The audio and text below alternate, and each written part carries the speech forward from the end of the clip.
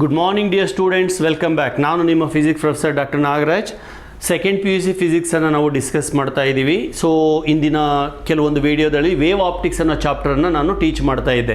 So after wave optics ನಾವು I left with only 2 chapters. One is electromagnetic wave, another one is nuclei. ಈಗ ಈ electromagnetic wave ಅನ್ನೋ ಚಾಪ್ಟರ್ನ ತಗೋತೀನಿ. ಇದು ತುಂಬ ಸಣ್ಣ ಚಾಪ್ಟರು, 1 ಮಾರ್ಕಿಗೆ ಒಂದು ಕ್ವಶನ್ ಬರ್ಬೋದು, ಸಿ ಇ ಟಿನಲ್ಲೂ ಒಂದು ಕ್ವಶನ್ ಬರ್ಬೋದು. ಇನ್ಫ್ಯಾಕ್ಟ್ 2024 ಸಿ ಇ ಟಿ ಅಂದರೆ ಮೊನ್ನೆ ಮಾರ್ಚ್ ಏಪ್ರಿಲಲ್ಲಿ ನಡೀತಲ್ಲ, ಅದರಲ್ಲಿ ಒಂದು ಕ್ವಶನ್ ಬಂದಿದೆ ಎಲೆಕ್ಟ್ರೋಮ್ಯಾಗ್ನೆಟಿಕ್ ವೇವ್ ಚಾಪ್ಟರಿಂದ. So today's topic is EM wave or electromagnetic waves. Okay, so heading electromagnetic waves. ಈ ಚಾಪ್ಟರ್ನ ಶುರು ಮಾಡೋಕ್ಕಿಂತ ಮುಂಚೆ as usual let me talk little bit about the background of this chapter. ನೋಡಿ, ವೇವ್ ಆಪ್ಟಿಕ್ಸ್ ಆದ ತಕ್ಷಣ ಇದನ್ನು ಏನಕ್ಕೆ ತೊಗೊಂಡೆ ಅಂದರೆ ಸ್ವಲ್ಪ ಕಂಟಿನ್ಯೂಟಿ ಇದೆ. ವೇವ್ ಆಪ್ಟಿಕ್ಸಲ್ಲಿ ಲೈಟ್ ಬಗ್ಗೆ ಒಂದು ಸ್ವಲ್ಪ ಥಿಯರಿಗಳನ್ನು ಹೇಳಿದೆ. ಕಾರ್ಪಸ್ಕ್ಯುಲರ್ ಥಿಯರಿ ಅಂತ, ಹೈಗನ್ಸ್ ವೇವ್ ಥಿಯರಿ ಅಂತ, ಗೊತ್ತಾಯ್ತಾ?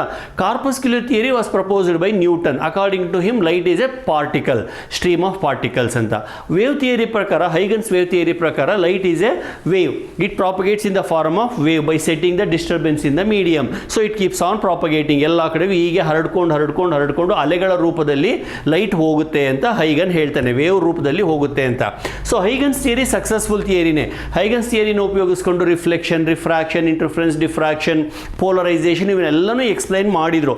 ಪೋಲರೈಸೇಷನ್ ಅನ್ನೋ ಟಾಪಿಕ್ ಬಂದಾಗ ನಾನು ವೈಬ್ರೇಷನ್ಸ್ ಅಂತ ಹೇಳಿದೆ, ಪರ್ಪೆಂಡಿಕ್ಯುಲರ್ ವೈಬ್ರೇಷನ್ಸು, ಅದನ್ನು ಕೂಡ ಇಲ್ಲಿ ಉಪಯೋಗಿಸ್ತೀನಿ. Okay, so wave theory experimentally verify ಆದ್ರೂ ಅದಕ್ಕೆ ಒಂದು ಸಣ್ಣ ಡ್ರಾಬ್ಯಾಕ್ ಇತ್ತು. ಏನಪ್ಪ ಅದು ಡ್ರಾಬ್ಯಾಕ್ ಅಂದರೆ, ಹೈಗನ್ನು ಬರೀ ಅಸ್ಯೂಮ್ ಮಾಡಿಕೊಂಡು ಥಿಯರಿಯನ್ನು ಡೆವಲಪ್ ಮಾಡಿದ್ದ, ಮಾಡೆಲನ್ನು ಡೆವಲಪ್ ಮಾಡಿದ್ದ, ಎಕ್ಸ್ಪೆರಿಮೆಂಟಲಿ ವೆರಿಫೈ ಆಗೋಯಿತು. ಆದರೆ ಅದಕ್ಕೆ ಮ್ಯಾಥಮೆಟಿಕಲ್ ಸಪೋರ್ಟ್ ಇರಲಿಲ್ಲ. ನಾರ್ಮಲಿ ಏನಾಗುತ್ತೆ, ಸೈನ್ಸಲ್ಲಿ ಮ್ಯಾಥಮೆಟಿಕಲ್ ಸಪೋರ್ಟ್ ಇಲ್ಲದೆ ಹೋದರೆ, ಅಂದರೆ ಈಕ್ವೇಷನ್ಗಳ ಸಪೋರ್ಟ್ ಇಲ್ಲದೆ ಹೋದರೆ ಆ ಥಿಯರಿಯನ್ನು ಅಷ್ಟು ಸುಲಭವಾಗಿ ನಂಬಲಿಕ್ಕೆ ಯಾರೂ ಇಷ್ಟಪಡೋದಿಲ್ಲ.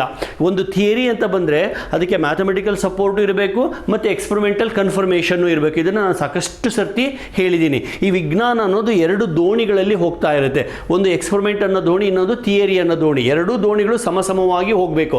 ಯಾವುದಾದ್ರು ಒಂದು ಬ್ಯಾಲೆನ್ಸ್ ಆಗಲಿಲ್ಲ ಅಂದರೂ ಕೂಡ ಅದು ಬಿದ್ದು ಹೋಗುತ್ತೆ. ಅಂದರೆ ಸೈನ್ಸಲ್ಲಿ ಅದನ್ನು ಅಕ್ಸೆಪ್ಟ್ ಮಾಡ್ಕೊಳ್ಳೋದಿಲ್ಲ. In science anything whatever you propose, ಅದು ಆಟಮಿಕ್ ಮಾಡೆಲ್ ಆಗಿರ್ಬೋದು, ಅಥವಾ ರೇಡಿಯೋ ಆಕ್ಟಿವಿಟಿ ಆಗಿರ್ಬೋದು, ಎಲೆಕ್ಟ್ರೋಮ್ಯಾಗ್ನೆಟಿಕ್ ಥಿಯರಿ ಆಗಿರ್ಬೋದು, ವಿಜ್ಞಾನ, ಕೆಮಿಸ್ಟ್ರಿನಲ್ಲೂ ಅಷ್ಟೇ, ಎಲ್ಲ ಕಡೆಗೂ ಅಷ್ಟೇ. ಸೈನ್ಸ್ ಅಂದರೆ ಅಷ್ಟು 2 ಥರ ಕನ್ಫರ್ಮ್ ಆಗಬೇಕು. ಸೊ ಈ ಥಿಯರಿನೂ ಇರಬೇಕು, ಎಕ್ಸ್ಪೆರಿಮೆಂಟು ಇರಬೇಕು. ಹೈಗನ್ಸ್ ವೇವ್ ಥಿಯರಿಗೆ ಥಿಯರಿ ಅಂತ ಹೆಸರು ಹೇಳಿದ್ರು ಕೂಡ ಮ್ಯಾಥಮೆಟಿಕಲ್ ಸಪೋರ್ಟ್ ಇರಲಿಲ್ಲ. ಅಂದರೆ ಲೈಟ್ ಈಸ್ ಎ ವೇವ್ ಅಂತ ಹೇಳಲಿಕ್ಕೆ ವೇವ್ ಈಕ್ವೇಷನ್ ಇರಲಿಲ್ಲ. ವೇವ್ ಈಕ್ವೇಷನ್ ಇಲ್ಲದೆ ಹೋಗಿದ್ರಿಂದ ಸಣ್ಣ ಪುಟ್ಟ ಅನುಮಾನ ಕಾಡ್ತಾನೆ ಇತ್ತು. ಆದರೆ 1871ನೇ ಇಸ್ವಿಯಲ್ಲಿ ಮ್ಯಾಕ್ಸ್ವೆಲ್ ಅನ್ನೋ ಒಬ್ಬ ವಿಜ್ಞಾನಿ, ಈ ಏನು ಈಕ್ವೇಷನ್ಸ್ ಇರಲಿಲ್ವಲ್ಲ, ಅವನು ಒಂದು 4 ಈಕ್ವೇಷನ್ಸನ್ನು ಬರೆದು, ಮ್ಯಾಕ್ಸ್ವೆಲ್ಸ್ ಈಕ್ವೇಷನ್ಸ್ ಅಂತ ಕರಿತೀವಿ, ತುಂಬ ಫೇಮಸ್ ಈಕ್ವೇಷನ್ಸ್ ಅವು ನಿಮ್ಮ ಲೆವೆಲ್ಗೆ ತುಂಬ ಹೈಯರ್ ಅವು, ಅವನ್ನೆಲ್ಲ ಏನು ಹೇಳೋದು ಬೇಡ. 4 ಈಕ್ವೇಷನ್ಸನ್ನು ಬರೆದು ಆ ಈಕ್ವೇಷನ್ಸ್ನ ಮೂಲಕ ಎಲೆಕ್ಟ್ರೋಮ್ಯಾಗ್ನೆಟಿಕ್ ವೇವ್ ಅನ್ನೋ ಒಂದು ವೇವ್ ಈಕ್ವೇಷನನ್ನು ಬರೀತಾನೆ. ಬರೆದುಬಿಟ್ಟು ಅದ್ರ ಮೂಲಕ ಲೈಟ್ ಈಸ್ ಎ ವೇವ್ ಅಂತ ಪ್ರೂವ್ ಮಾಡ್ತಾನೆ. ಆಗ ನೋಡ್ರಪ್ಪ, ಈ ಹೈಗನ್ಸ್ ಥಿಯರಿಗೆ ಒಂದು ಸಾಲಿಡ್ ಸಪೋರ್ಟ್ ಸಿಕ್ಕಂಗೆ ಆಗ್ಬಿಡುತ್ತೆ. ಅಂದರೆ ವೇವ್ ಥಿಯರಿ 100% ಕನ್ಫರ್ಮ್ ಆಗೋಗ್ಬಿಡುತ್ತೆ. ಯಾವಾಗ ಮ್ಯಾಕ್ಸ್ವೆಲ್ ಎಲೆಕ್ಟ್ರೋಮ್ಯಾಗ್ನೆಟಿಕ್ ವೇವ್ ಈಕ್ವೇಷನ್ ಅನ್ನು ಕೊಟ್ಟಾಗ. ಅಂದರೆ ವೇವ್ಸ್ಗೆ ವೇವ್ ನೇಚರ್ಗೆ ವೇವ್ ಈಕ್ವೇಷನ್ನು ಮಿಸ್ಸಿಂಗ್ ಇರುತ್ತೆ. ಈ ವೇವ್ ಈಕ್ವೇಷನನ್ನು ಯಾವಾಗ ಮ್ಯಾಕ್ಸ್ವೆಲ್ ಕೊಡ್ತಾನೋ ಅವಾಗ ಕನ್ಫರ್ಮ್ ಆಗೋಗ್ಬಿಡುತ್ತೆ. ಇದು ವೇವ್ ಈಕ್ವೇಷನ್ಗೆ ಮ್ಯಾಕ್ಸ್ವೆಲ್ಸ್ ಥಿಯರಿಗೆ ಬ್ಯಾಕ್ಗ್ರೌಂಡ್.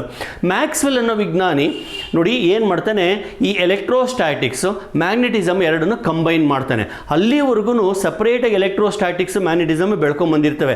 ಎಲೆಕ್ಟ್ರೋಸ್ಟ್ಯಾಟಿಕ್ಸನ್ನು ನೀವು ಓದಿದ್ದೀರಾ, ಕರೆಂಟ್ ಎಲೆಕ್ಟ್ರಿಸಿಟಿಯನ್ನು ಓದಿದ್ದೀರಾ, ಆಯಿತಾ? ಆಮೇಲೆ ಎಲೆಕ್ಟ್ರೋ ಮ್ಯಾಗ್ನೆಟಿಕ್ ಇಂಡಕ್ಷನನ್ನು ಇವೆಲ್ಲ ಬರ್ತಾವಲ್ವ, ಫ್ಯಾರಡೆ ಅವರೆಲ್ಲ ಏನೇನೋ ಎಕ್ಸ್ಪೆರಿಮೆಂಟ್ಸ್ ಎಲ್ಲ ಮಾಡ್ತಾರಲ್ಲ, ಅದೆಲ್ಲ ಚಾಪ್ಟ್ರಲ್ಲಿ ಪಾಠ ಮಾಡಿದ್ದೀನಲ್ವ.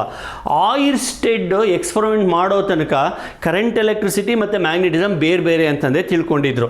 ಇದನ್ನು ನಾನು magnetic effect of electric current, moving charges and magnetism ಅಲ್ಲೆಲ್ಲನೂ ಸಾಕಷ್ಟು ಸರ್ತಿ ಹೇಳಿದ್ದೀನಿ. ಆಯಿರ್ಸ್ಟೆಡ್ 1831ನೇ ಇಸ್ವಿನಲ್ಲಿ ಅರೌಂಡ್ ಆ ರೇಂಜಲ್ಲಿ ಒಂದು ಎಕ್ಸ್ಪೆರಿಮೆಂಟನ್ನು ಮಾಡಿ, when ever current flows in a conductor it produces magnetic field ಅಂತ ಪ್ರೂವ್ ಮಾಡ್ತೇನೆ. ಅಲ್ಲಿಂದ ನೋಡ್ರಪ್ಪ ಶುರುವಾಗುತ್ತೆ ಎಲೆಕ್ಟ್ರೋಮ್ಯಾಗ್ನೆಟಿಸಮ್ ಅನ್ನೋ ಒಂದು ಹೊಸ ಚಾಪ್ಟರ್. ಅದು ಹಾಗೆ ಕಂಟಿನ್ಯೂ ಆಗಿ ಫ್ಯಾರಡೆ, ಆಮೇಲೆ ಮ್ಯಾಕ್ಸ್ವೆಲ್, ಲ್ಯಾಪ್ಲಾಸ್, ಈ ಥರದವರೆಲ್ಲ ಸೇರಿಕೊಂಡು ಈ ಲೆನ್ಸ್ ಆಯಿತಾ, ಹೆನ್ರಿ, ಸುಮಾರು ಜನ ವಿಜ್ಞಾನಿಗಳು ಅದನ್ನು ಡೆವಲಪ್ ಮಾಡ್ತಾ ಹೋಗ್ತಾರೆ. ಫೈನಲ್ ಆಗಿ ಮ್ಯಾಕ್ಸ್ವೆಲ್ ಏನು ಮಾಡ್ತಾನೆ, ಆ ಗಾಸ್ ಥಿಯರಮ್ಮು, ಆಂಪೇರ್ ಸರ್ಕ್ಯೂಟಲ್ ಥಿಯರಮ್ಮು, ಆಂಪೇರ್ಸ್ ಲಾ, ಬಯೋಟ್ ಸಾವರ್ಟ್ ಲಾ, ಫ್ಯಾರಡೇಸ್ ಲಾ, ಇವನ್ನೆಲ್ಲನೂ ಸೇರಿಸ್ಬಿಟ್ಟು 4 ಈಕ್ವೇಷನ್ಸನ್ನು ಬರೀತಾನೆ. ಆ 4 ಈಕ್ವೇಷನ್ಸನ್ನು ನಾವು ಮ್ಯಾಕ್ಸ್ವೆಲ್ಸ್ ಈಕ್ವೇಷನ್ಸ್ ಅಂತ ಕರಿತೀವಿ. ಇಂಜಿನಿಯರಿಂಗಲ್ಲಿ, ಡಿಗ್ರಿನಲ್ಲಿ ಅವನ್ನು ತುಂಬ ಡೀಟೇಲ್ ಆಗಿ ಓದ್ತಾರೆ. ಆ 4 ಈಕ್ವೇಷನ್ಸನ್ನು ಉಪಯೋಗಿಸ್ಕೊಂಡು ಒಂದು ಈಕ್ವೇಷನನ್ನು ಡಿರೈವ್ ಮಾಡ್ತಾನೆ. ಆ ಈಕ್ವೇಷನ್ ನಿಮ್ಗೇನು ಬೇಡ, ಆದರೂ ಕಂಟಿನ್ಯೂಟಿಗೋಸ್ಕರ ಬರಿತೀನಿ ಮಕ್ಕಳೇ, ನೀವೇನು ಇದನ್ನು ನೆನ್ಪಿಟ್ಕೊಳ್ಳೋ ಅವಶ್ಯಕತೆ ಇಲ್ಲ. D square E divided by D X square plus 1/μ0 epsilon naught D square E divided by D T square is equal to 0. ಈ ಥರದ ಒಂದು ಈಕ್ವೇಷನನ್ನು ಡಿರೈವ್ ಮಾಡ್ತಾನೆ. ನೀವು ಇದ್ರ ಬಗ್ಗೆ ಜಾಸ್ತಿ ತಲೆ ಕೆಡಿಸ್ಕೊಳ್ಳೋ ಅವಶ್ಯಕತೆ ಇಲ್ಲ. ಇದು ಸಿಲೆಬಸ್ಸಲ್ಲೂ ಇಲ್ಲ, ಬರೋದು ಇಲ್ಲ, ಎಲ್ಲೂ ಕೇಳೋದು ಇಲ್ಲ. ಇದು higher level, degree level, engineering ಲೆವೆಲಲ್ಲಿ ಬರ್ತಕ್ಕಂಥ ಈಕ್ವೇಷನ್.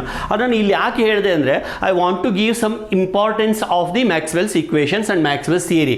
ಈ ಈಕ್ವೇಷನನ್ನು ಉಪಯೋಗಿಸ್ಕೊಂಡು ಅವನು ವೇವ್ ಈಕ್ವೇಷನನ್ನು ಡಿರೈವ್ ಮಾಡಿ ಕೊನೆಗೆ ಒಂದು ವೆಲಾಸಿಟಿಗೆ ಒಂದು ಎಕ್ಸ್ಪ್ರೆಷನನ್ನು ಕಂಡುಹಿಡಿತಾನೆ. C is equal to 1 divided by square root of μ0 epsilon naught. Okay, actually ಇದು ಸಣ್ಣ ಮಿಸ್ಟೇಕ್ ಮಾಡಿದೆ. ಇದು just 1 minute. It is μ0 epsilon naught, not 1/μ0 epsilon naught. Anyway, don't worry much about this equation, only this equation. ಇದನ್ನು ಮಾತ್ರ ನಾವು ಗಮನಿಸೋಣ. C is equal to 1/√μ0 epsilon naught. μ0 ಅಂದರೆ ಏನು ನಿಮಗೆಲ್ಲ ಗೊತ್ತಿದೆ, ಪರ್ಮಿಎಬಿಲಿಟಿ. μ0 ಅಂದರೆ ಪರ್ಮಿಎಬಿಲಿಟಿ. ಅದರ value 4π into 10⁻⁻7 henry per metre. Okay, next epsilon naught ಏನು?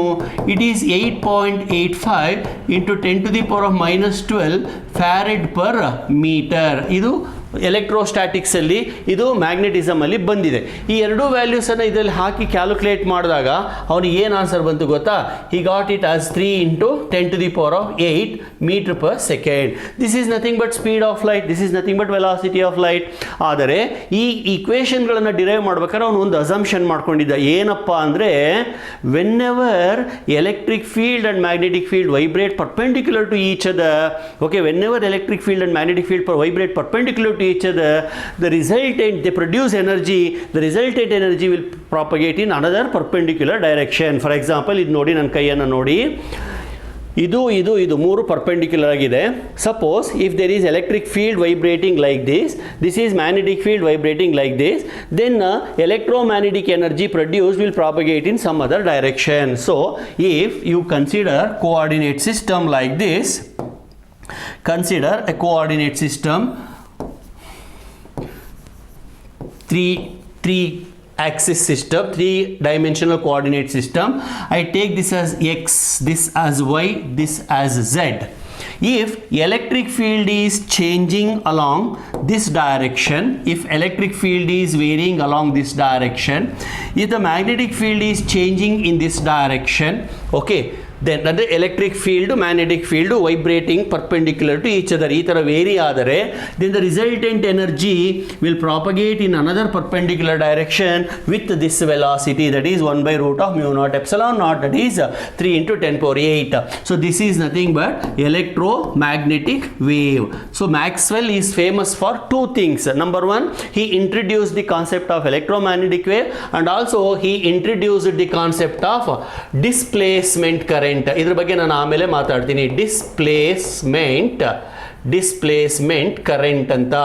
ಸೊ ಈ ಮ್ಯಾಕ್ಸ್ವೆಲ್ ಈಕ್ವೇಷನ್ ಅನ್ನು ಬರೆದ್ಬಿಟ್ಟು ಇದನ್ನು ಡಿರೈವ್ ಮಾಡಿದಾಗ ಏನಾಯಿತು, ಬಹಳಷ್ಟು ಜನಕ್ಕೆ ಒಂಥರ ಆಶ್ಚರ್ಯ ಆಗೋಯಿತು. ಮ್ಯಾಕ್ಸ್ವೆಲ್ ಏನು ಅಸ್ಯೂಮ್ ಮಾಡ್ಕೊಂಡಿದ್ದ, whenever there is electric field and magnetic field, ಎಲ್ಲೆಲ್ಲಿ ಮ್ಯಾಗ್ನೆಟಿಕ್ ಫೀಲ್ಡು ಎಲೆಕ್ಟ್ರಿಕ್ ಫೀಲ್ಡು ಅಥವಾ electric field magnetic field vibrate ಆಗ್ತವೋ ಅಲ್ಲೆಲ್ಲನೂ ಎಲೆಕ್ಟ್ರೋಮ್ಯಾಗ್ನೆಟಿಕ್ ಎನರ್ಜಿ ಬರುತ್ತೆ. ಹಾಗೆ ಬಂದಂಥ energy travels with speed of light, that is 3 into 10⁸ ಅಂತ ಹೇಳ್ತಾನೆ. ಅಲ್ಲಿ ತನಕ ನಾವು ಬರೀ ಲೈಟ್ ಅಷ್ಟೇ ಲೈಟ್ ಅಂತ ಅಂದ್ಕೊಂಡಿದ್ವಿ, ಬಟ್ ಮ್ಯಾಕ್ಸ್ವೆಲ್ ಲೈಟ್ ಅನ್ನೋದು ಒಂದು ಭಾಗ ಅಷ್ಟೇ. There is a huge spectrum, electromagnetic spectrum ಅಂತ ದೊಡ್ಡದಾಗಿದೆ. ಅದರಲ್ಲಿ ಬೇಕಾದಷ್ಟು ರೇಡಿಯೇಷನ್ಸ್ ಇದ್ದಾವೆ. ಆ ಎಲ್ಲ ರೇಡಿಯೇಷನ್ಸ್ ಒಂದೇ ಸ್ಪೀಡಲ್ಲಿ ಟ್ರಾವೆಲ್ ಮಾಡ್ತವೆ. That is 3 × 10⁸ metre per second ಅಂತ ಪ್ರೂವ್ ಮಾಡ್ದ. ಆಮೇಲೆ ಆ ಎಲ್ಲ ರೇಡಿಯೇಷನ್ಸ್ ಅವಕ್ಕೆ ಹೆಸರಿದೆ, ಅದನ್ನು ನಾನು ಆಮೇಲೆ ಡಿಸ್ಕಸ್ ಮಾಡ್ತೀನಿ. ಆ ಎಲ್ಲ ರೇಡಿಯೇಷನ್ಸಲ್ಲೂ ವೈಬ್ರೇಷನ್ಸ್ ಇರ್ತವೆ, ಒಂದು ಎಲೆಕ್ಟ್ರಿಕ್ ಫೀಲ್ಡ್, ಇನ್ನೊಂದು ಮ್ಯಾಗ್ನೆಟಿಕ್ ಫೀಲ್ಡ್. ಸೊ ಇಷ್ಟು ಹೇಳಿ ಈಗ ಸಮ್ಮರಿ ಮಾಡ್ಬಿಡ್ತೀನಿ. According to Maxwell, what is electromagnetic theory? According to Maxwell, whenever electric field and magnetic field vibrate perpendicular to each other. ಏನು ಸರ್ ಇದು ವೈಬ್ರೇಟ್ ಅಂದರೆ? ಏನಿಲ್ಲ, ಇವಾಗ ಈಗ ಒಂದು ಅದಾದಮೇಲೆ ಹೇಳ್ತೀನಿ ಬಿಡಿ. ಈಗ electric field magnetic field vibrate ಅಂದರೆ ಏನು ಗೊತ್ತಾ? ಇಲ್ಲಿ ತೋರಿಸ್ಬಿಡ್ತೀನಿ ನೋಡಿ. ಈಗ ಒಂದು ಪ್ಯಾರಲಲ್ ಪ್ಲೇಟ್ ಕೆಪಾಸಿಟರ್ ಇಟ್ಕೊಳ್ಳೋಣ. ಪ್ಯಾರಲಲ್ ಪ್ಲೇಟ್ ಕೆಪಾಸಿಟರ್ ಈ ಥರ ಇದೆ. ಓಕೆ, ಇದು ಪಾಸಿಟಿವ್ ಚಾರ್ಜ್ ಇರುತ್ತೆ, ಇದಕ್ಕೆ ನೆಗೆಟಿವ್ ಚಾರ್ಜ್ ಇರುತ್ತೆ. ಆಮೇಲೆ ನಿಮಗೆಲ್ಲ ಗೊತ್ತಿದೆ electric field is from positive to negative. So electric field ಈಗ ಮೇಲೆ ಡೈರೆಕ್ಷನಲ್ಲಿದೆ ಅಲ್ವಾ?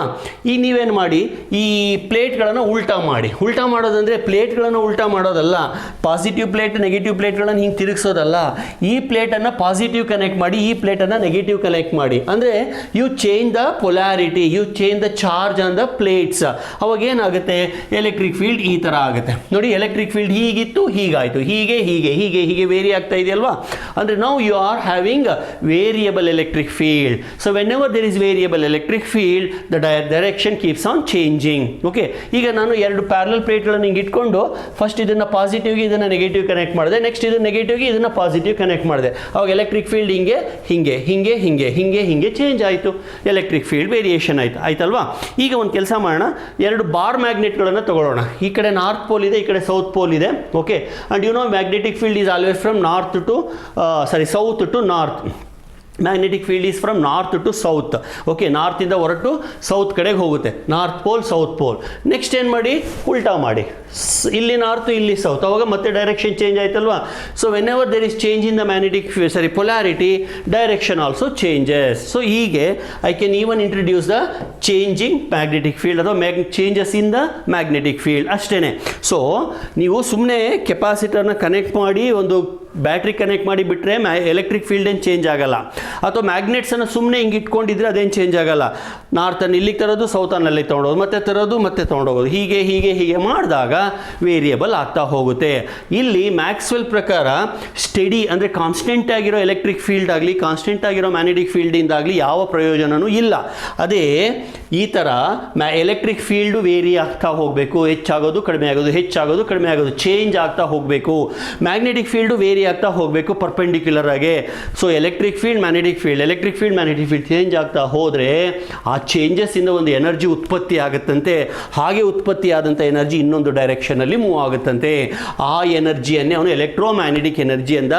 ಆ ಎನರ್ಜಿ ವೇವ್ ಥರ ಟ್ರಾವೆಲ್ ಆಗೋದ್ರಿಂದ ಎಲೆಕ್ಟ್ರೋಮ್ಯಾಗ್ನೆಟಿಕ್ ವೇವ್ ಅಂತ ಕರೆದ. ಆಮೇಲೆ ಆ ವೇವ್ಗೆ ಒಂದು ವೆಲಾಸಿಟಿ ಇರಬೇಕಲ್ವ, ಒಂದು speed ಇರಬೇಕಲ್ವಾ? So that is given by this equation, c is equal to 1/√of μ0 ε0. So Maxwell ಇಷ್ಟೆಲ್ಲ ಮಾಡೋ ಅಷ್ಟೊತ್ತಿಗೆ ಅವನಿಗೆ ಸಾಕಷ್ಟು ಟೈಮ್ ತೊಗೊಂಡಿತ್ತು. 4 ಇಕ್ವೇಷನ್ಸ್ಗಳನ್ನು ಬರೆದಿದ್ದ, ಮ್ಯಾಕ್ಸ್ವೆಲ್ಸ್ 4 ಇಕ್ವೇಷನ್ಸ್ ಅಂತ. ಆ ಇಕ್ವೇಷನ್ಸ್ ಎಷ್ಟು ಫೇಮಸ್ ಅಂತಂದರೆ ಈವನ್ ಟುಡೇ ಅವನ್ನ ದೇವರೇ ಬರೆದ್ನೇನಪ್ಪ ಅಂತ ಹೇಳ್ತಾರೆ. ಬೋಲ್ಟ್ಸ್ಮನ್ ಅಂತ ಕೇಳಿದರೆ ಒಬ್ಬ ವಿಜ್ಞಾನಿ, ಅವನು ಹೇಳ್ತಾನೆ those equations are not Maxwell's equations, God's own equations ಅಂತ ಹೇಳ್ತಾನೆ. ದೇವರೇ ಬಂದು ಮ್ಯಾಕ್ಸ್ವೆಲ್ನ ಕೈನಲ್ಲಿ ಬರ್ಸಿದ್ನೇನೋ ಅನ್ನೋಷ್ಟಕ್ಕೆ ಅವನ್ನ ಹೇಳ್ತಾನೆ, ಯಾರು? ಬೋಲ್ಟ್ಸ್ಮನ್. ಆಮೇಲೆ ರಿಚರ್ಡ್ ಫೇಮನ್ ಅಂತ 20th ಸೆಂಚುರಿಯ ಜೀನಿಯಸ್ ಪರ್ಸನ್, ಅವ್ರು ಹೇಳ್ತಾರೆ, Richard Feynman, the most significant achievement of 19th century is Maxwell's equations ಅಂತ. ಯಾಕೆ ಸರ್ ಅಷ್ಟೊಂದು ಇಂಪಾರ್ಟೆನ್ಸು? ಹೇಳ್ತೀನಿ. ಇವತ್ತಿಗೂ ಕೂಡ ನಮ್ಮ ಕೈನಲ್ಲಿ ಏನಾದರೂ ಒಂದು ಮೊಬೈಲ್ ಫೋನ್ ಇದ್ದರೆ, ಅಥವಾ ಟೆಲಿವಿಷನ್ ಇದ್ದರೆ, ಅಥವಾ ನಾನು ಮಾಡ್ತಾ ಇರೋ ಪಾಠ ಲೈವ್ ಸ್ಟ್ರೀಮ್ ಆಗಬೇಕು ಅಂದರೆ ನಾವೆಲ್ಲ ಯೂಸ್ ಮಾಡೋದು ಎಲೆಕ್ಟ್ರೋಮ್ಯಾಗ್ನೆಟಿಕ್ ವೇವ್ಸನ್ನು. ಅಂದರೆ ಇದು we are living in the world of electromagnetic wave. ಇದು ಕಮ್ಯುನಿಕೇಷನ್ ಎರ, ಇದು ಸಿಗ್ನಲ್ಸ್ ಎರ. ಇವತ್ತು ಸಿಗ್ನಲ್ಸ್ ಅನ್ನೋದು, ಸಿಗ್ನಲ್ ಸ್ಟ್ರೆಂತ್ ಅನ್ನೋದು ಬಹಳ ಮುಖ್ಯ ಆಗಿದೆ ಅಲ್ವಾ? ನಿಮ್ಮ ಮನೆ ಮೇಲೆ ಡಿಶ್ ಆಂಟೆನಾ ಇರ್ಬೋದು, ನಿಮ್ಮ ಹತ್ತಿರದಲ್ಲಿ ಒಂದು ಟವರ್ ಇರ್ಬೋದು, ಅಥವಾ radio station, T V station, broadcasting station, ಅಥವಾ ಪೊಲೀಸ್ನರ ಕೈಲಿರೋ ವಾಕಿ ಟಾಕಿ, ವೈರ್ಲೆಸ್ ಸೆಟ್ಟು, ಏರೋಪ್ಲೇನಲ್ಲಿರೋ ರಿಸೀವರ್ಸು, ಇವೆಲ್ಲದಕ್ಕೂ ಸಿಗ್ನಲ್ಸ್ ಬೇಕಲ್ವಾ? ಅಷ್ಟೇ ಯಾಕೆ ಸ್ಯಾಟಲೈಟ್ ಕಮ್ಯುನಿಕೇಷನ್ ಇವೆಲ್ಲನೂ ಆಗೋದು ಎಲೆಕ್ಟ್ರೋಮ್ಯಾಗ್ನೆಟಿಕ್ ವೇವ್ಸಿಂದ. ಈ ಎಲೆಕ್ಟ್ರೋಮ್ಯಾಗ್ನೆಟಿಕ್ ವೇವ್ ಬಂದಿದ್ದು ನಮಗೆ ಮ್ಯಾಕ್ಸ್ವೆಲ್ಲಿಂದ. ಮ್ಯಾಕ್ಸ್ವೆಲ್ ಅವತ್ತು ಆ ಥಿಯರಿ ಕೊಡದೆ ಹೋಗಿದ್ದಿದ್ರೆ ಬಹುಶಃ ನಾವು ಈ ಸ್ಟೇಟಸ್ ತಲುಪಲಿಕ್ಕೆ ಇನ್ನೂ ಬಹಳ ವರ್ಷ ಬೇಕಾಗ್ತಿತ್ತೇನೋ. ನಾನು ಹೇಳ್ತಾ ಇದ್ದೀನಿ, ಮ್ಯಾಕ್ಸ್ವೆಲ್ಲಿಂದ ನಮಗೆ ಇವತ್ತು ಇಷ್ಟು ಎಷ್ಟು ಆರಾಮಾಯಿತು ಅಂತ. So that is why Maxwell's work is so important for us. ಆಯಿತು, ಮ್ಯಾಕ್ಸ್ವೆಲ್ ಏನೋ ಎಲೆಕ್ಟ್ರೋಮ್ಯಾಗ್ನೆಟಿಕ್ ಈಕ್ವೇಷನ್ಸನ್ನು ಕೊಟ್ಟ, ಅವ್ನು ಎಲೆಕ್ಟ್ರೋಮ್ಯಾಗ್ನೆಟಿಕ್ ವೇವ್ ಇದೆ ಅಂತ ಪ್ರೂವ್ ಮಾಡ್ದ. According to him, whenever electric and magnetic field vibrate perpendicular to each other we get electromagnetic wave.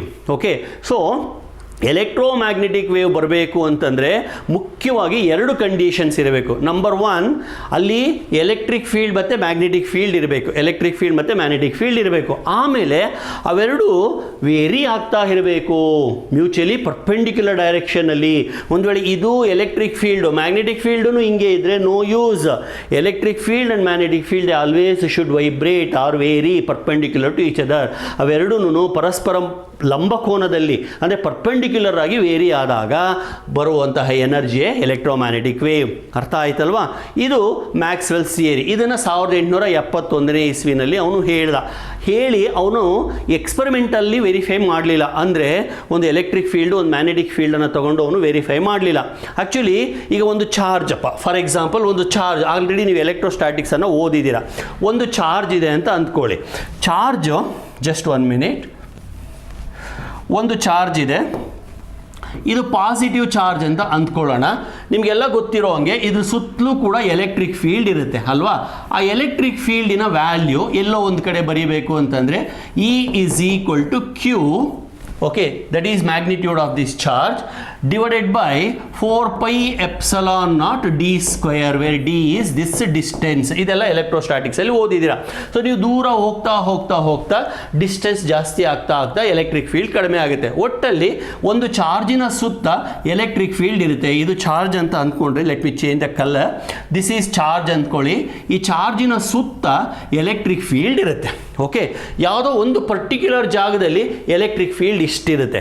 ಈ electric field constant. ಒಂದು ವೇಳೆ ಈ ಚಾರ್ಜ್ ಏನಾದರೂ ಸ್ವಲ್ಪ ವೈಬ್ರೇಟ್ ಆದರೆ, ಅಂದರೆ ಮೇಲೆ ಕೆಳಗೆ ಹಿಂದೆ ಮುಂದೆ ಈ ಥರ ಆಸಿಲೇಟ್ ಆದರೆ, ಕೇಳಿಸ್ಕೊಳ್ಳಿ ಮಕ್ಕಳೇ, ಅವಾಗ ಎಲೆಕ್ಟ್ರಿಕ್ ಫೀಲ್ಡ್ ವೇರಿ ಆಗುತ್ತೆ. ಎಲೆಕ್ಟ್ರಿಕ್ ಫೀಲ್ಡ್ ವೇರಿ ಆದಾಗ according to Oersted, whenever there is electric field there will be magnetic field. So magnetic field ಕೂಡ ಜನರೇಟ್ ಆಗಿ ಅದು ಕೂಡ ವೈಬ್ರೇಟ್ ಆಗಲಿಕ್ಕೆ ಸ್ಟಾರ್ಟ್ ಆಗುತ್ತೆ. What I mean to say ಇದು CET concept. Stationary charge produces only electric field. Moving charge produces electric field and magnetic field. Move ಆಗ್ತಾ ಇದ್ರೆ current ಬರುತ್ತೆ, ಕರೆಂಟಿಂದ ಮ್ಯಾಗ್ನೆಟಿಕ್ ಫೀಲ್ಡ್ ಬರುತ್ತೆ.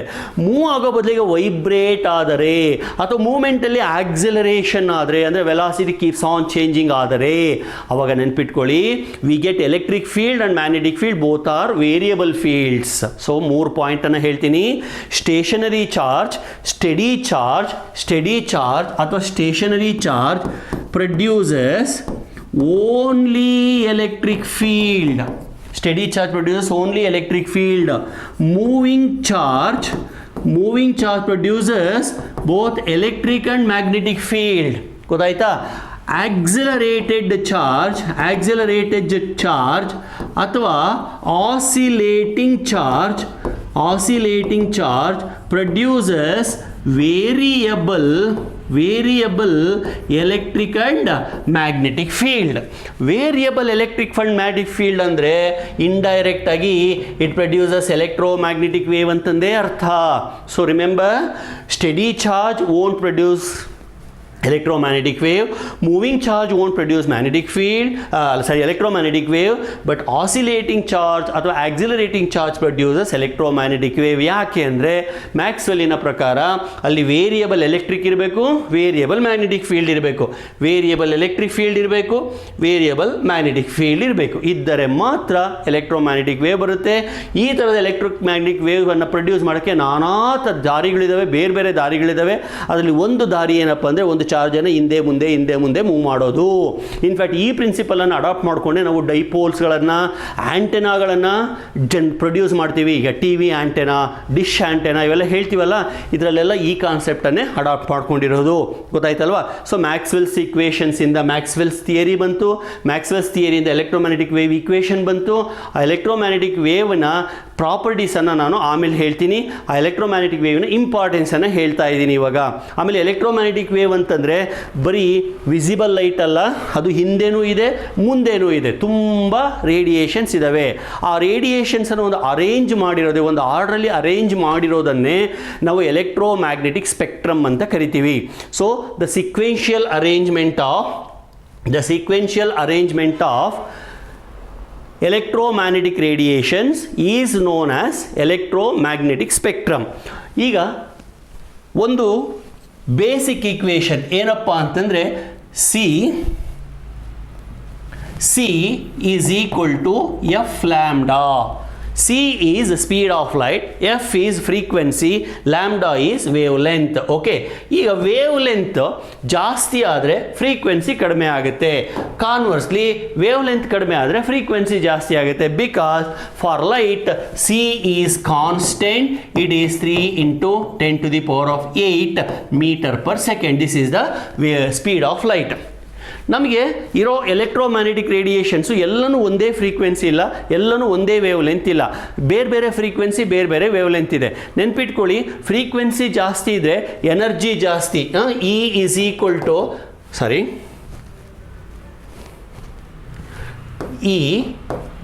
equal to H ನ್ಯೂ ಅಂತ. New ಅಂದರೂ ಒಂದೇ, ಎಫ್ ಅಂದರೂ ಒಂದೇ. It stands for frequency. Frequency ಜಾಸ್ತಿ ಆದರೆ ಎನರ್ಜಿ ಕೂಡ ಜಾಸ್ತಿ ಆಗುತ್ತೆ. So energy depends on frequency. Energy depends on frequency directly, energy depends on wave length inversely.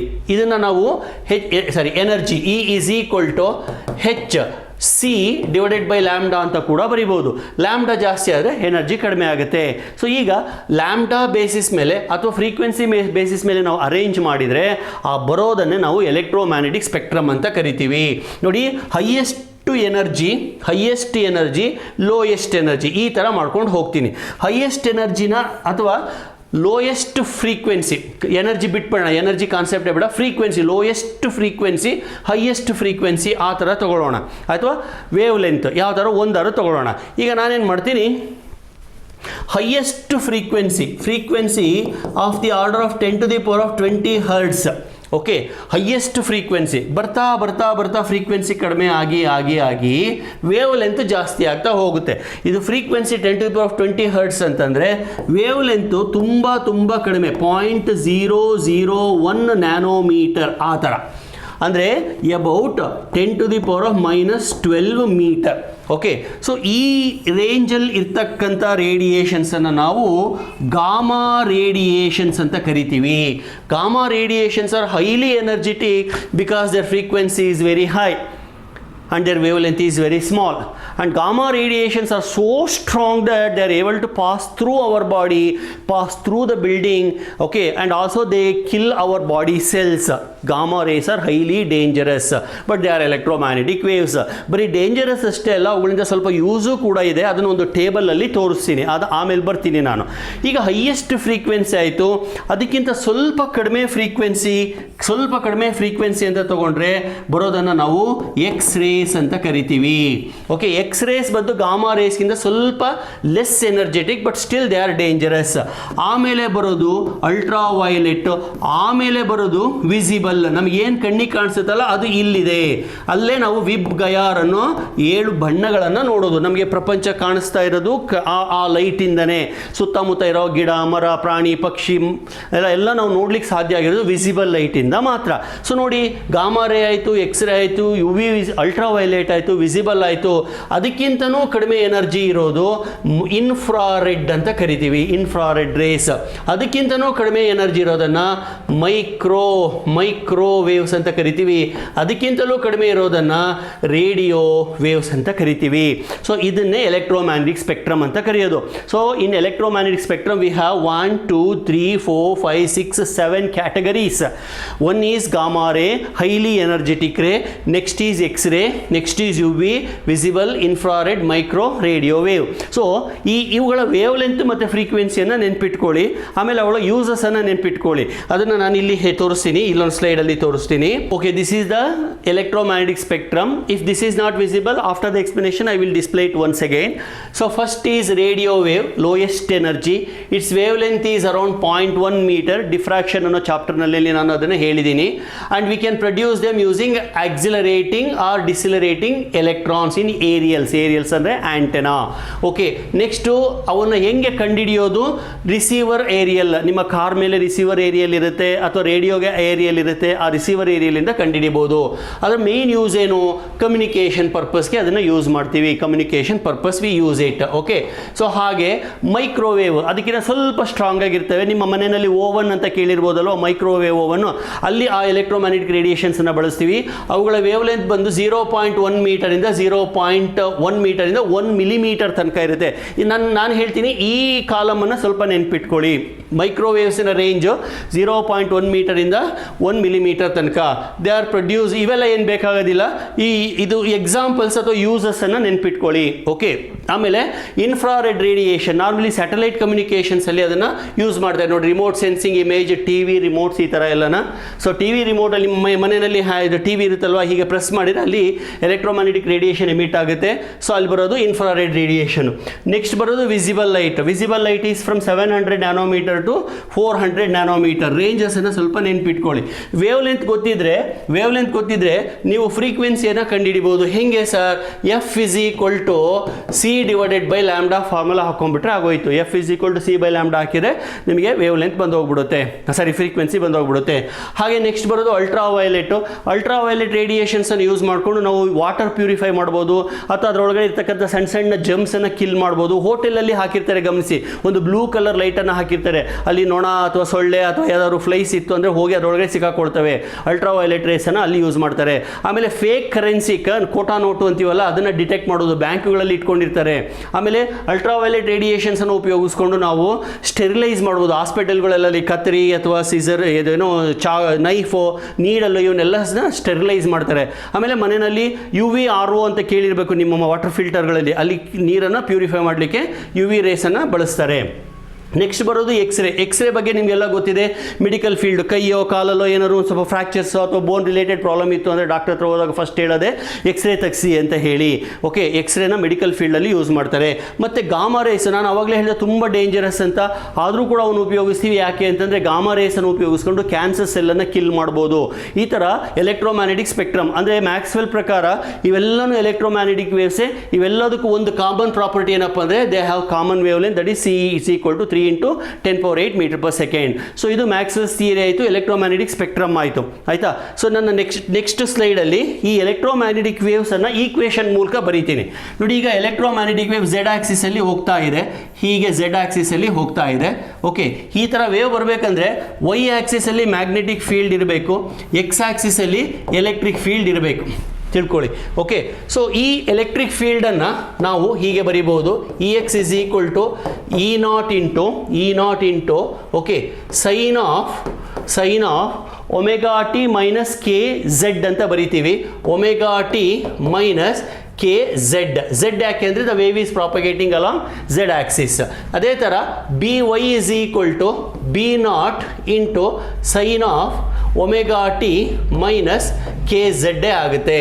Sir ಇಲ್ಲಿ ಒಮೆಗಾ ಅಂದರೆ ಏನು sir? Very simple, omega is equal to angular frequency, that is 2πf.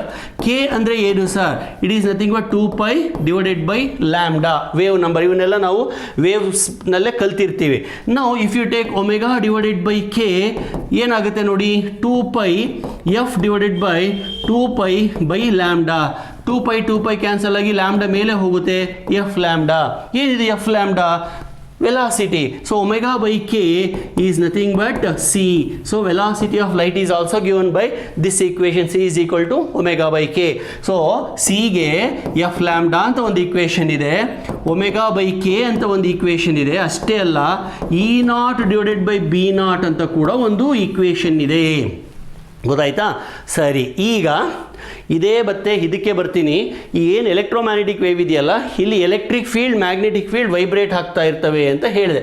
Electric field, magnetic field, okay, electric field, magnetic field ಹೀಗೆ perpendicular ಆಗಿ vibrate ಆಗ್ತಾ ಇರ್ತವೆ. Now you go back to polarization chapter. ಅಲ್ಲಿ ಏನು ಹೇಳಿದೆ? Vibrations perpendicular ಆಗಿ vibrate ಆಗ್ತವೆ, ಆ ವೈಬ್ರೇಷನ್ಸನ್ನು ಕಟ್ ಮಾಡಬೇಕು ಅಂತ ಹೇಳಿದ್ದೆ ಅಲ್ವಾ? ಯಾವ ವೈಬ್ರೇಷನ್ಸ್ ಅವು? ಇವೆ ಎಲೆಕ್ಟ್ರಿಕ್ ಫೀಲ್ಡ್, ಮ್ಯಾಗ್ನೆಟಿಕ್ ಫೀಲ್ಡ್ ಎಲ್ಲ ಕಟ್ ಮಾಡಿ ಒಂದೇ ಒಂದು ವೈಬ್ರೇಷನ್ ಅನ್ನು ಉಳಿಸ್ಕೊಂಡ್ರೆ ಅದು ಪೋಲರೈಸೇಷನ್ ಅಂತ ಹೇಳಿದ್ದೆ. ಈಗ ಒಂದು ವೇವ್ ಇದೆ ಅಂದ್ಕೊಳ್ಳಿ, ಈ ಥರ ವೇವ್ ಇದೆ. ಓಕೆ, ಇದಕ್ಕೆ ಎಲೆಕ್ಟ್ರಿಕ್ ಫೀಲ್ಡು ಯಾವ ಥರ ಬೇಕಾದ್ರೂ ಇರ್ಬೋದು, ಹಿಂಗೂ ಇರ್ಬೋದು ಎಲೆಕ್ಟ್ರಿಕ್ ಫೀಲ್ಡು, ಅಥವಾ ಹಿಂಗೂ ಇರ್ಬೋದು ಎಲೆಕ್ಟ್ರಿಕ್ ಫೀಲ್ಡ್. ಗ್ರೀನಲ್ಲಿ ಬರ್ದಿರೋದು ಎಲೆಕ್ಟ್ರಿಕ್ ಫೀಲ್ಡ್ ಅಂದ್ಕೊಳ್ಳಿ. ಒಂದು ವೇಳೆ ಎಲೆಕ್ಟ್ರಿಕ್ ಫೀಲ್ಡ್ ಹಂಗಿದ್ರೆ ಮ್ಯಾಗ್ನೆಟಿಕ್ ಫೀಲ್ಡ್ ಹೆಂಗಿರುತ್ತೆ ನೋಡಿ, ಇದು ಎಲೆಕ್ಟ್ರಿಕ್ ಫೀಲ್ಡ್ ಆದರೆ ಇದಕ್ಕೆ ಪರ್ಪೆಂಡಿಕ್ಯುಲರ್ ಆಗಿ ಇದು ಮ್ಯಾಗ್ನೆಟಿಕ್ ಫೀಲ್ಡ್ ಆಗಿರುತ್ತೆ. ಆಯಿತಾ? ಇದೇ ಎಲೆಕ್ಟ್ರಿಕ್ ಫೀಲ್ಡ್ ಆದರೆ ಇದಕ್ಕೆ ಪರ್ಪೆಂಡಿಕ್ಯುಲರ್ ಹಿಂಗೆ ಮ್ಯಾಗ್ನೆಟಿಕ್ ಫೀಲ್ಡ್ ಇರುತ್ತೆ. ಅಂದರೆ what I mean to say, if this is electric field, this will be the magnetic field. ನನ್ನ ಬೆರಳು ಮ್ಯಾಗ್ನೆಟಿಕ್ ಫೀಲ್ಡ್ ಆಗಿರುತ್ತೆ. ಒಂದು ವೇಳೆ ಇದೇ ಎಲೆಕ್ಟ್ರಿಕ್ ಫೀಲ್ಡ್ ಆದರೆ ಇದು ಮ್ಯಾಗ್ನೆಟಿಕ್ ಫೀಲ್ಡ್ ಆಗಿರುತ್ತೆ. ಒಟ್ಟಲ್ಲಿ ಒಂದು ಎಲೆಕ್ಟ್ರಿಕ್ ಫೀಲ್ಡ್ಗೆ ಒಂದು ಮ್ಯಾಗ್ನೆಟಿಕ್ ಫೀಲ್ಡ್ ಇದ್ದೇ ಇರುತ್ತೆ. ಸೊ ನಾವು ಆ ವೈಬ್ರೇಷನ್ಸನ್ನೆಲ್ಲ ತೆಗೆದು ಒಂದೇ ಥರದ ವೈಬ್ರೇಷನ್ಸ್ ಉಳಿಸ್ಕೊಳ್ಳೋ ಪ್ರೊಸೆಸ್ ಇದೆಯಲ್ಲ, ಅದನ್ನೇ ನಾವು ಪೋಲರೈಸೇಷನ್ ಅಂತ ಕರೆಯೋದು. ಗೊತ್ತಾಯ್ತಲ್ವಾ? ಸೊ ಇಷ್ಟು ಈ ವಿಡಿಯೋಗೆ. ಇನ್ನೂ ಒಂದು ಕಾನ್ಸೆಪ್ಟ್ ಇದೆ ಡಿಸ್ಪ್ಲೇಸ್ಮೆಂಟ್ ಕರೆಂಟ್ ಅಂತ, ಅದನ್ನು ನಾನು ನೆಕ್ಸ್ಟ್ ವಿಡಿಯೋದಲ್ಲಿ ಎಕ್ಸ್ಪ್ಲೇನ್ ಮಾಡ್ತಾ ಹೋಗ್ತೀನಿ. ದಯವಿಟ್ಟು ನನ್ನ ಚಾನಲ್ಗೆ ಸಬ್ಸ್ಕ್ರೈಬ್ ಆಗಿ ನನ್ನ ವೀಡಿಯೋಸನ್ನು ಲೈಕ್ ಮಾಡಿದಾಗ ಬೇರೆಯವ್ರಿಗೂ ಕೂಡ ಅದು ಹೆಲ್ಪ್ ಆಗುತ್ತೆ. ಇಷ್ಟು ಹೇಳಿ ಈ ವಿಡಿಯೋನ ಕ್ಲೋಸ್ ಮಾಡ್ತೀನಿ. Thank you very much.